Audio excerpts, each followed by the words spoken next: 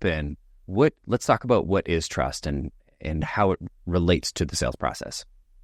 Well, I think it's trust is everything, because we do know this. When trust is really high, things move along really quick. And I think you'd agree, Colin, when trust is really low, it seems like things come to a screeching halt. And I'll take it one step farther, even in sales, and I'm a sales geek at heart, is when there is no trust, it seems like the whole thing that the conversation revolves around is price and products.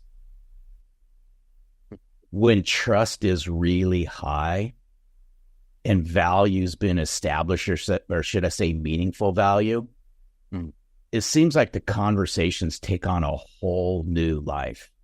And so where I really believe the missing link, regardless of what sales channel y'all operate in, is trust. When we can establish trust, in fact, the faster we can establish trust, watch what starts to happen next. And I remember, if I can share a quick story with you, I remember on the Selling from the Heart podcast, we had a gentleman who's a college professor at the Kellogg School of Business in Chicagoland area.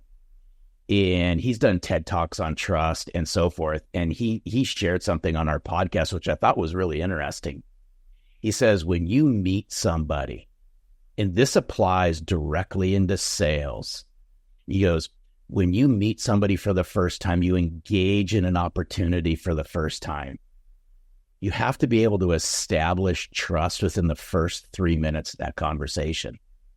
Doesn't mean that game over. It just means that if you're not establishing it, you're constantly trying to establish it through the whole entire journey. And I thought that was interesting. Same applies to why I believe trust is so mission critical, and why salespeople need to think about, how do I build trust and how do I build credibility really fast?